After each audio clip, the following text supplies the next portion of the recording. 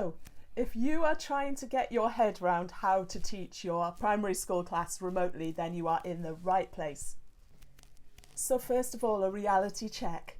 If you've seen the TV footage of Chinese teachers teaching karate online while all their children are in boxes on their screens doing karate, or if you're a year 6 teacher imagining that you're going to be getting all your kids ready for their SATs in time and cover all the curriculum, that's totally unrealistic.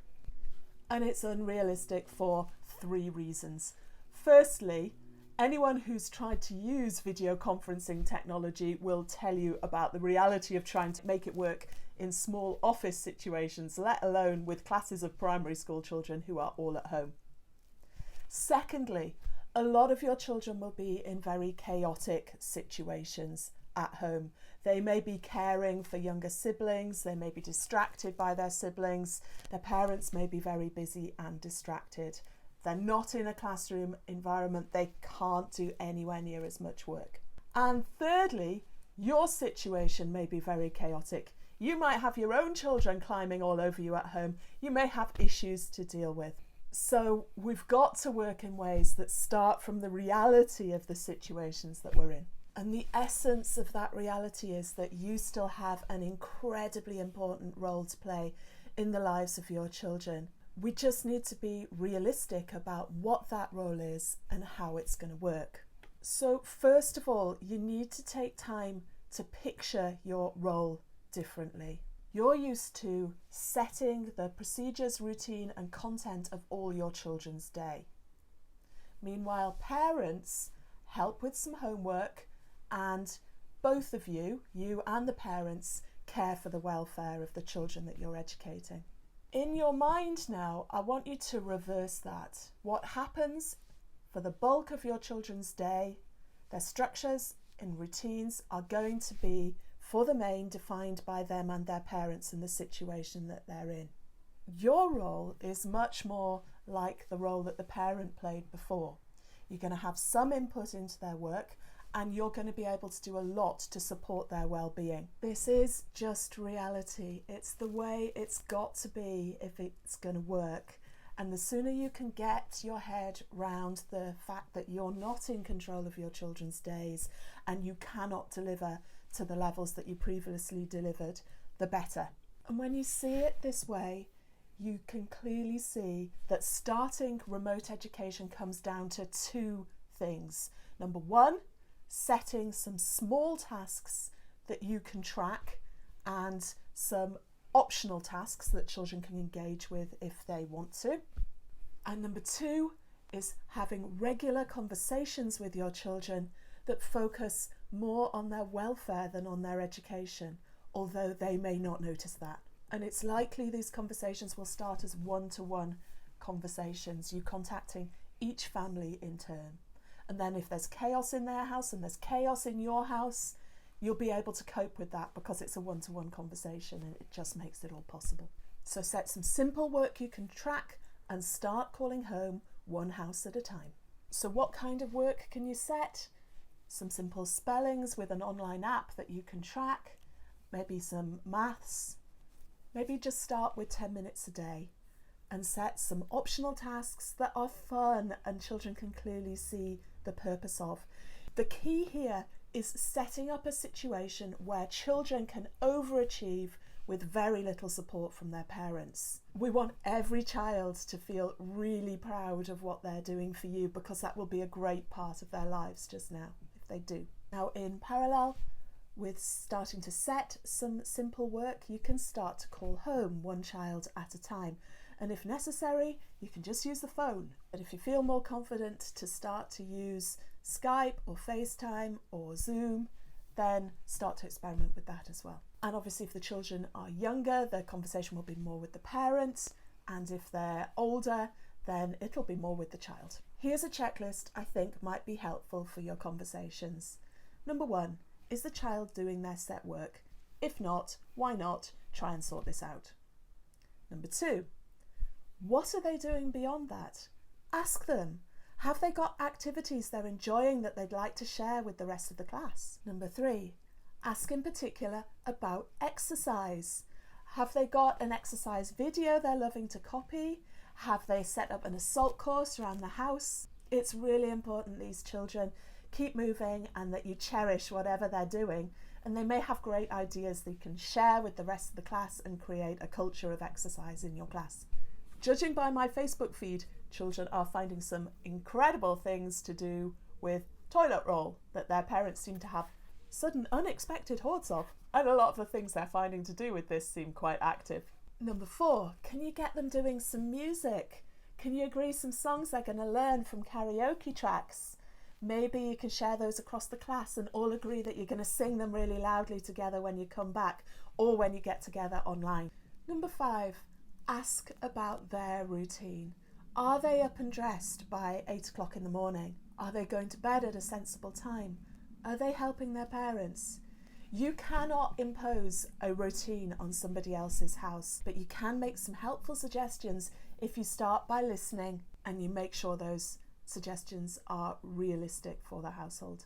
Parents might tip you off that there are some boundaries they're trying to set that they want you to reinforce, and of course you can, and that would be really helpful.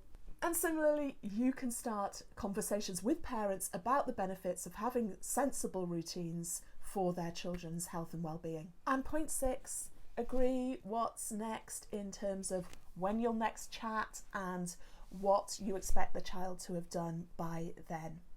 It may be that some children have parents with them who want to work through full Year 6 SATs preparation books, and that's fine, but you can't force that expectation onto families that don't have the resources to support their children with that, or are maybe too busy doing tremendously important things just now. Remember, when you're setting your targets, the welfare of each child is more important than their academic progress just now. If a child is caring for their younger brothers and sisters, take time to cherish that and really give them credit and praise for what they're doing. If you are managing to set some basic work and have phone calls along these lines, you will be adding a huge amount to your children's lives. Now, if you get those basics in place, you may want to start to add in a few more tasks, like maybe a task on capacity where the child has to run around the house and find containers and order them, and older children might have to find the capacity of those containers, and they can share their results with each other and with you. And of course, if you've got infants who are measuring using informal units, you can set them the task of measuring lots of things in their house with toilet roll. How many pieces of toilet paper long is each thing? And you might be able to create Zoom sessions with small groups of children who are managing the technology and have similar expectations to each other as to what they can achieve. Those children might even be physically in the same place during the days. And as you build those groups, you can encourage children and parents to support each other in bringing more people into those groups as and when is appropriate. And it reduces your workload both because the parents will help each other out to manage the technology, and they will be keeping an eye on each other as a community, so it's less up to you to keep an eye on everyone. Key point, you need to look after yourself. You need to draw boundaries around your screen time. If you've got children, you need to play with your children. If you haven't, you need to spend time looking after your family and dealing with your own needs. Take a break, you need it. Don't just tell your children to do exercise and music, do it yourself. And you'll need to manage your relationship with the rest of your staff and your senior staff. Your senior staff should be there to help you if you're concerned about particular children. In their dynamics with you, they shouldn't be pushing you to have unrealistic expectations. And if you feel they are, then the more that you've been listening to your children and can tell them real stories about what it's like learning at home and what their lives are like, the more likely it is that you'll be able to influence what's going on in your school in a really positive way. Make sure you have backup. If you suddenly have to disappear because you've got a poorly child or just a commitment, your children mustn't just suddenly face a blank in terms of there being no one for them to contact. There needs to be a backup. They need to be proactively reassured that everything is basically okay and you'll be back soon, and they're going to be looked after by whoever else in the meantime. I think there's a real opportunity here for teachers who don't have classes, maybe to do story time with the whole school with real escapist stories.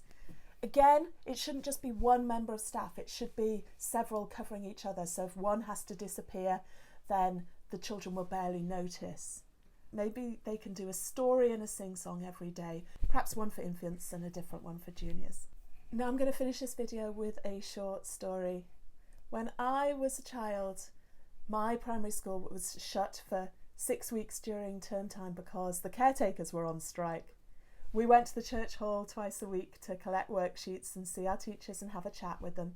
Now at that time, my mum was doing her teacher training, so we'd get on the train and go up to Newcastle Central Station and walk up the Westgate Road, and I'd sit in the back of her lectures on Piaget and Vygotsky and educational psychology with primary school children. And it was really boring, and I couldn't wait to be back at school. But we did chat about what was going on with her life and in her lectures, and with respect to the politics that meant that our schools were shut. And I overheard a lot of interesting conversations. And those of you who know me will recognise all of this in the woman that I've become. This summer it'll be 20 years since my mum passed away. They were special times. Your children may not learn the things that you were expecting them to learn this year. Give them space to learn things from their families that will be really special to them in the future. So in summary, I'm saying there are only 2 things you need to do to get going with distance learning. The first is to set some simple work that you can track, not too much, so that children can overachieve. And the second is to establish routines of having conversations with children, even if that's just on the phone. I'm Rebecca the Maths Lady, and if you'd be kind enough to leave me a comment or a question about this video, I'd really value that. And if you'd like to subscribe and then click on the bell that appears so you get notifications about future videos so we can continue this conversation, I would be incredibly honoured. Good luck with your journey. You can do this. Bye for now.